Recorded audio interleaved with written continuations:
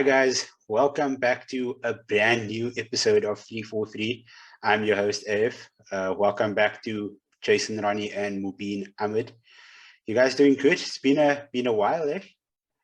Nice recharge that we had over the past month. Yeah, it's been good, man. It feels somewhat weird to not have to think about, discussion points, and now there's also no footy happening. So maybe it's a bit quiet, maybe it's sometimes good, sometimes bad. But yeah, it's been good just to switch off a bit, man. But now we're in that busy period again. Yeah, I was just looking at it from the point of view as no disappointment from our teams playing games. Yeah, this actually might be this three could actually start up a support group. Maybe we get Zippy in and could just share tales. Yeah, maybe throw in Johnson as well.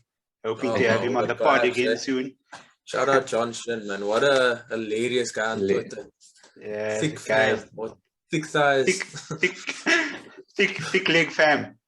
Thick leg fam. Shout out to thick leg fam. Man. What a guy. But yeah, today is going to revolve around some off-season chat. Obviously, there's no games yet, so with teams going out in pre-season, possibly at the end of this week. I know Manchester United's they're starting their tour on Friday. I think they're leaving. But yeah, we're going to be chatting about what's been happening in the off-season, in the transfer window, how teams are shaping up, etc. So, Jason, why don't you get us started on that?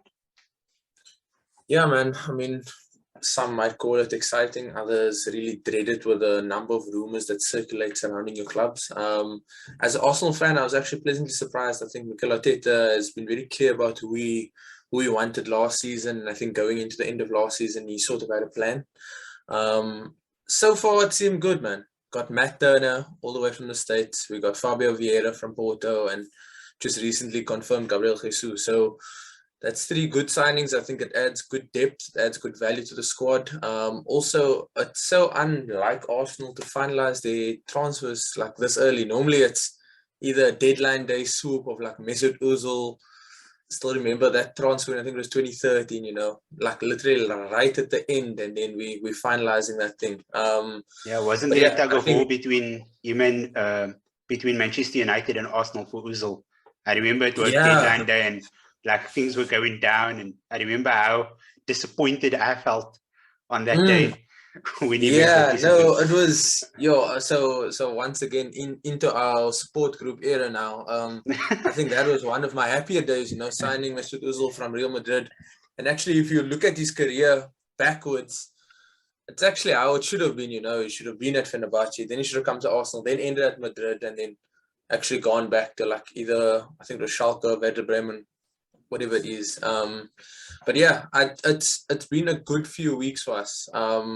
There's still quite a bit of work that needs to be done, because I was actually watching Arsenal's preseason friendly, and some of these guys that have come back from loans, like, I hardly recognized him. Pablo Mari, Ainsley Maitland-Niles, completely forgot he was on our books. Hector Bellerin, sporting these locks. He captained the side. Captained the side, playing in a pair of Mizunos straight out of Japan. So yeah, it's just, I think once we can sort out those, actually get those guys off, if they're not happy to stay and be part squad players, part first team players, then I think get them off and let's blood some new kids. So yeah, it's been good. Do you think Hector Bellerin has a future at the club? I mean, he had a pretty good season out on loan last season. I think that he had a good season, but I think he's almost fallen behind in the pecking order. I think Tomiyasu now has cemented that first choice spot, barring any injuries. I think Cedric provides good cover both at left back and right back as well. So Hector, maybe it is actually time for him to spread his wings. Maybe he can go somewhere else and actually flourish. Maybe going back to Betis and staying there permanently, being in Spain, maybe brings back some of that form that he previously showed, and then potentially knock on a national team call-up again. I think he's been a bit unlucky with injuries recently, but yeah, man, he's like one of the youngsters that came through and obviously watched him do well and then fall off a bit, so we wouldn't want him to stay there. Maybe he needs a Serge Gnabry type move away, and he can actually find some form again. You Become a think? superstar. Perhaps, Yeah. maybe. Do you think Gnabry makes the trek back to Arsenal? It sounds like he wants to leave Bayern. It sounds like he's really like he's throwing Like himself at us. he wants to literally leave. just have to swoop up. But I think it would be interesting to see if it does come. I think the big spanner maybe might be the Champions League, although Arteta seems to sell quite a convincing project.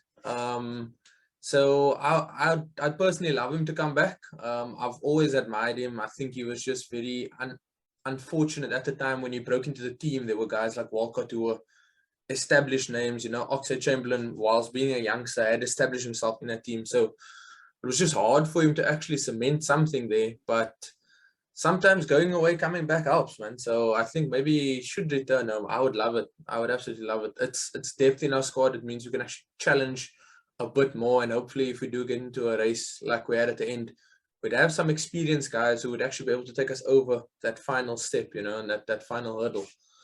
So I would love him. I'd absolutely love him.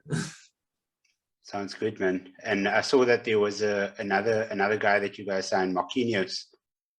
Yeah, but I think that's more for the long term. I don't think he'll have such a meteoric rise as Martinelli had.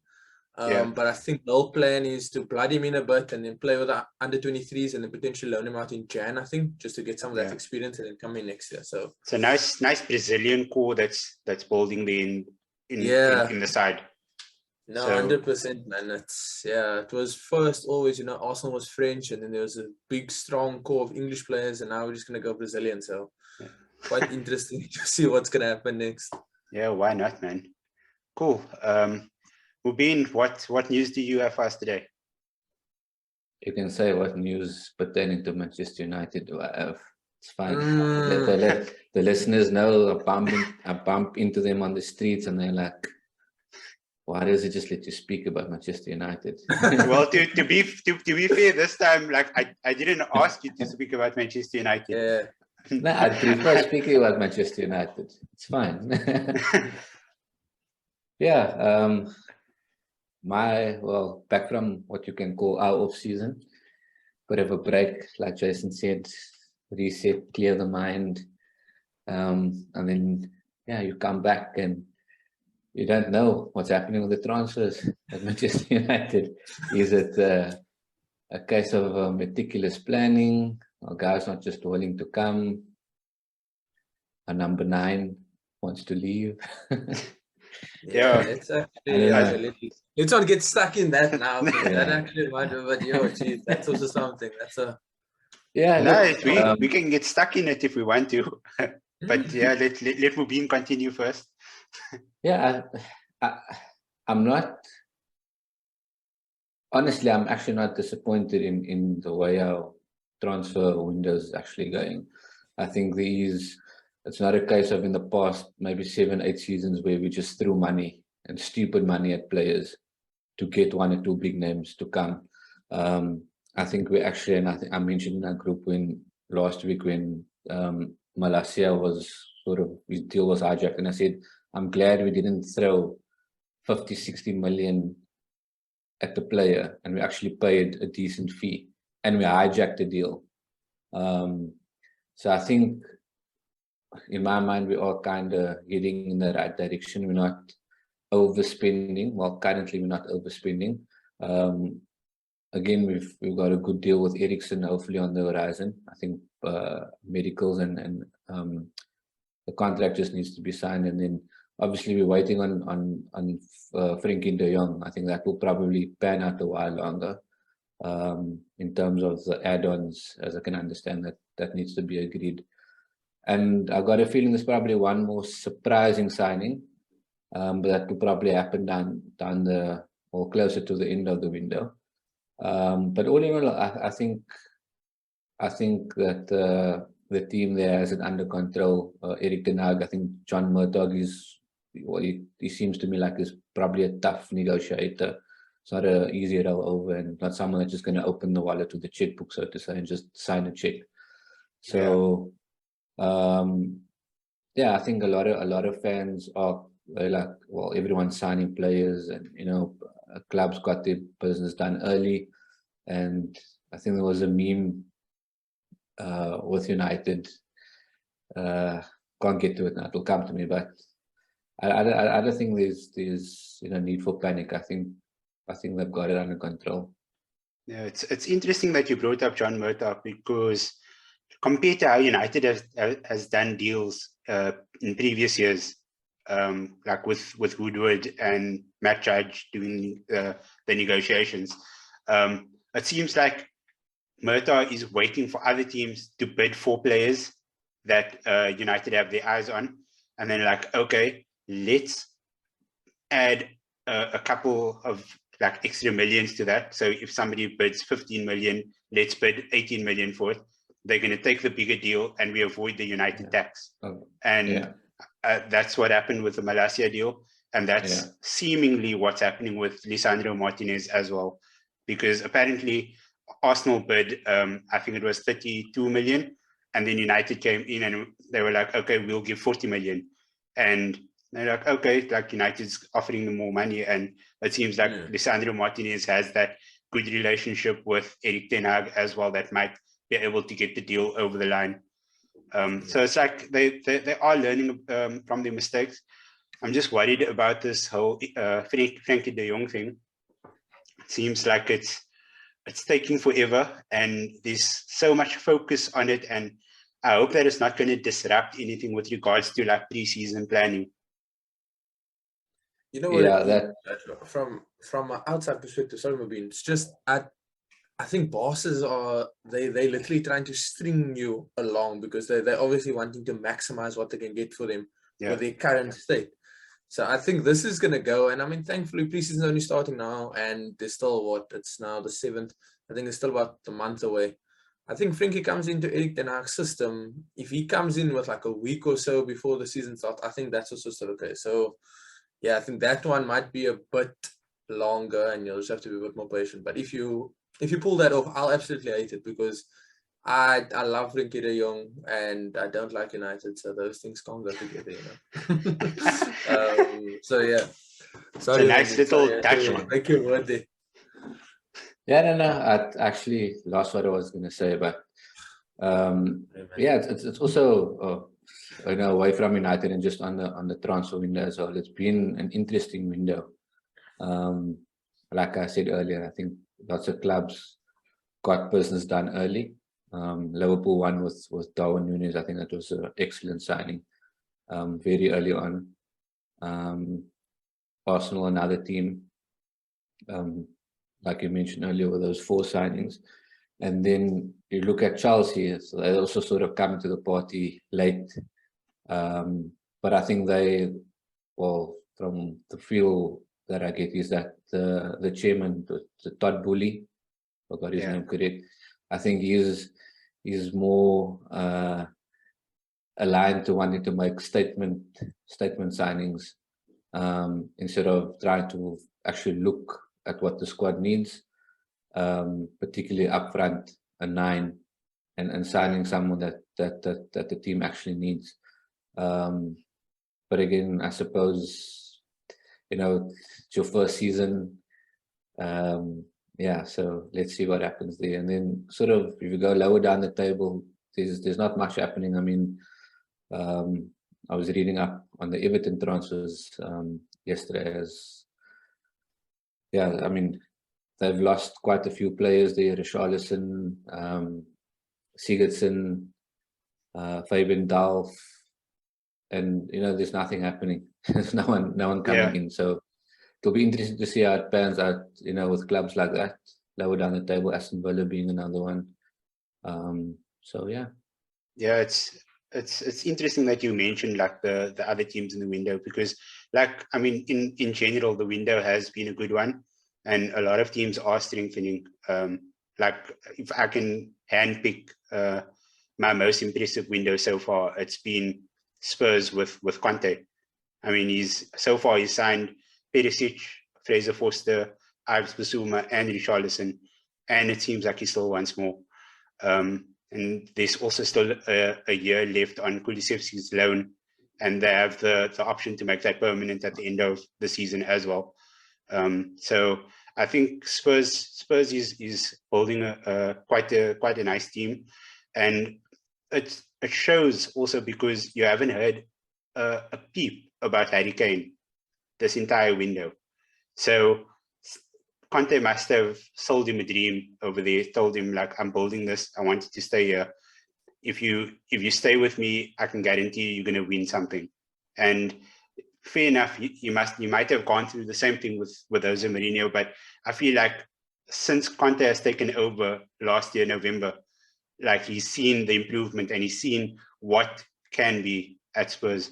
So like thus far in the window, I'm calling Conte and Spurs the winner so far. I mean, Liverpool's done some good deals with Nunes, like Mubeen said, and Fabio Carvalho, and Chelsea getting possibly getting Sterling and Rafinha as well. I'm not sure if that Rafinha deal is done yet or not, but no. Yeah, like I think he actually prefers to go to Barcelona, if I'm not mistaken. Yeah, but there's a lot of tug of wars going on. Yeah, which is good. I mean, it makes for a good transfer window.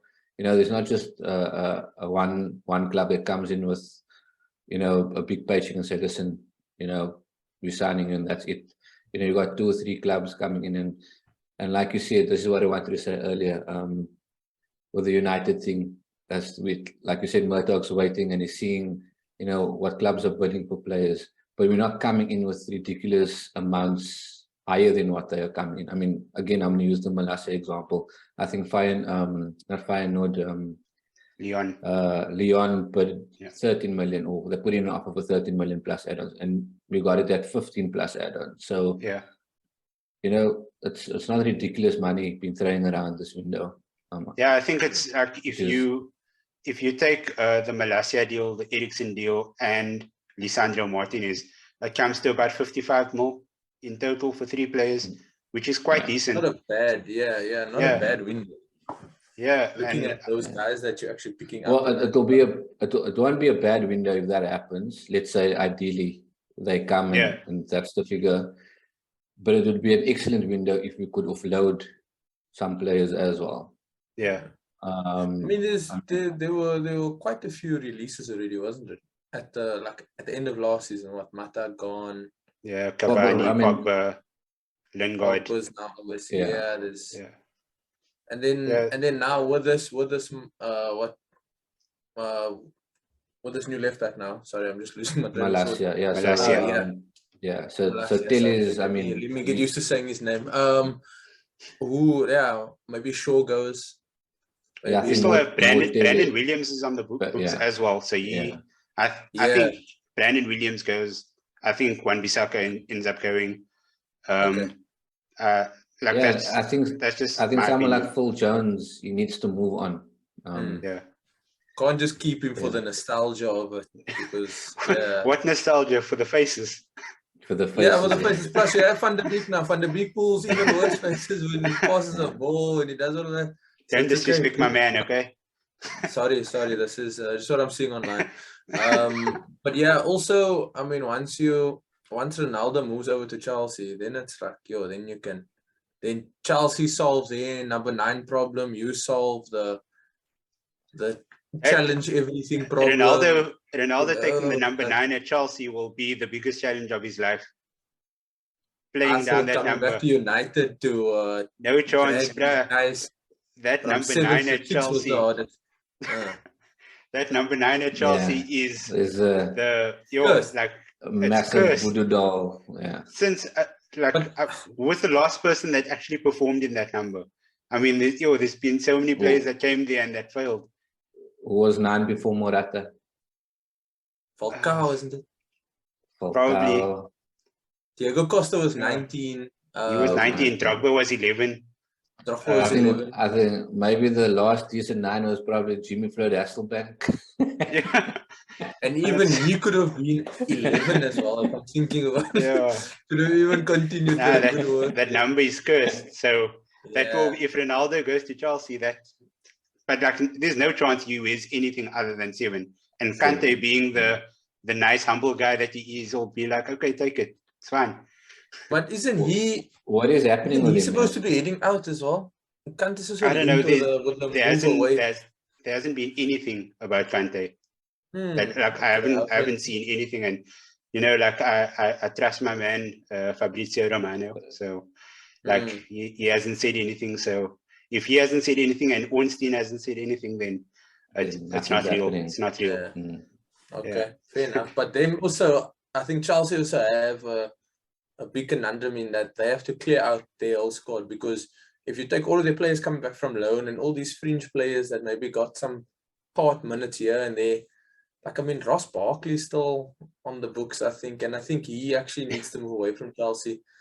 Ruben Loftus-Cheek plays, then he's out for large spells. Then you got guys that like Can he drink water?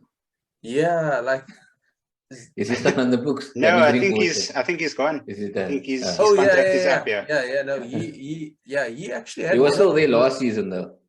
Yeah.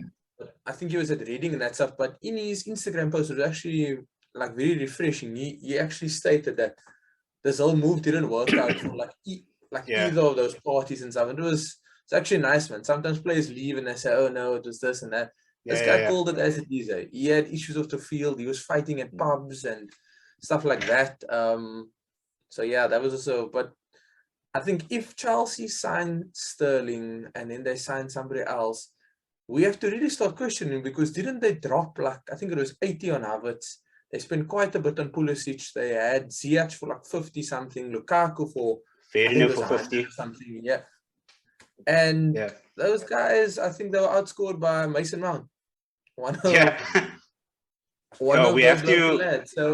to speak that about. Could also be, I think that would be interesting for maybe just a deep dive looking at how much money they spent and what the actual contribution was.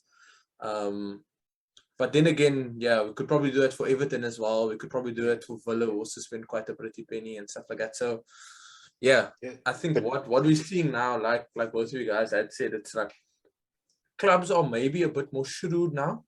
And I think now there's less of that uncertainty that was hanging, like when you were deep into COVID, maybe, like in that pandemic.